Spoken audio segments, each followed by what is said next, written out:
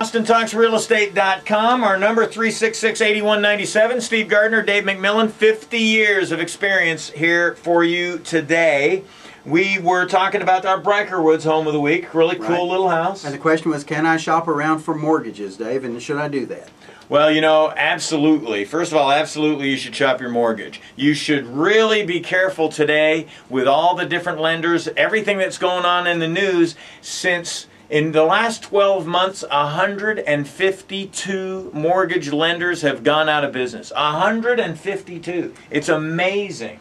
Unfortunately, I am painfully aware of that, and the people that we've sold homes to get to the closing table and sometimes have not funded on them. Guys, that nightmare is avoidable by using reputable lenders with reputable sources. And experience, you know, and remember, it's individuals. There are certain loan officers out there that have been doing loans for a year or two, working for a big, well-known national company, and they're still blowing up at the table. I heard another one this morning because they don't know the guidelines, and it kind of gets down to the underwriting 2 days before closing, and the underwriter says, you can't do this, and the rookie loan officer is going, oh boy, I can't, or I didn't know I couldn't, and it's causing all kinds of problems. Well, we're back to the old story about if you're laying bleeding on the side of the road, it's nice to know somebody didn't do it on purpose, but the fact is you're bleeding on the road when you're at the closing table and you can't close and the moving van's full. That's right. I believe in the inherent goodness of people, and I don't think people are out there intentionally trying to screw people. Well, Dave, they're not. I'd say two-thirds of the problems we have are not because somebody was a bad person.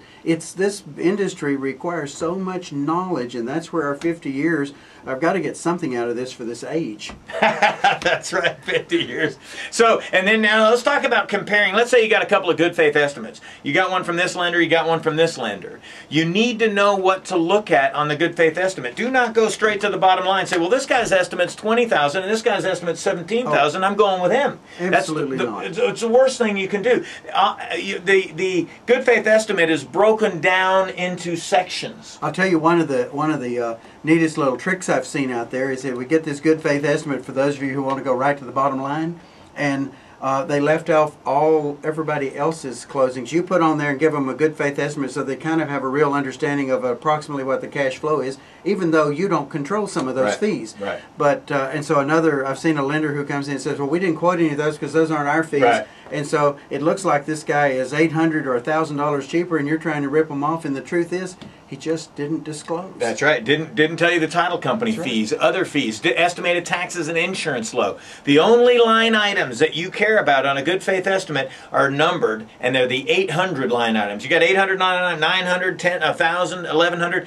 Only the lender fees are 800 line items. That's the only ones you want to compare. You want to look at the interest rate, the 800 line items, and the date, because interest rates change every day, sometimes twice a day. Well, Dave, so even the reason you want to have an experienced lender that you're dealing with is that, let's say with a new builder, you need a lender who's also going to tell you that those taxes you're paying today on an unimproved lot next year are going to be with this house on it. We need to talk about qualifying you with a house on this lot. I can't tell you how many refinances I've done because they're now $5,000 upside down in their escrow account. Their lenders called them and said, your taxes just went from $100 a month to $900 a month. And folks, we're not trying to scare you with this. What we're saying is use a professional realtor, use a professional lender. This is a big investment for you. It is worth using professional people who have a full range of knowledge of what you need. That's right. Don't use the internet. You want somebody where you can drive down to their office and put your hands around their throat if you have to. So you want that personal touch and that personal relationship. There's a ton of internet stuff. It's like, and if you'll take looking at sometimes in the newspapers and you look at rates on Sunday, quoted on Friday, guaranteed on Monday, those are not the rates. I mean, they're a good ballpark, but guys, that doesn't mean this person has the best rate at all. So bottom line, shop. But know what you're shopping, know what you're comparing. It's a big deal. You can call us at 366-8197. You can get real estate help by pushing 1. You can get mortgage help by pushing 2. 366-8197. You push that 2, goes right to my cell phone. I'll answer.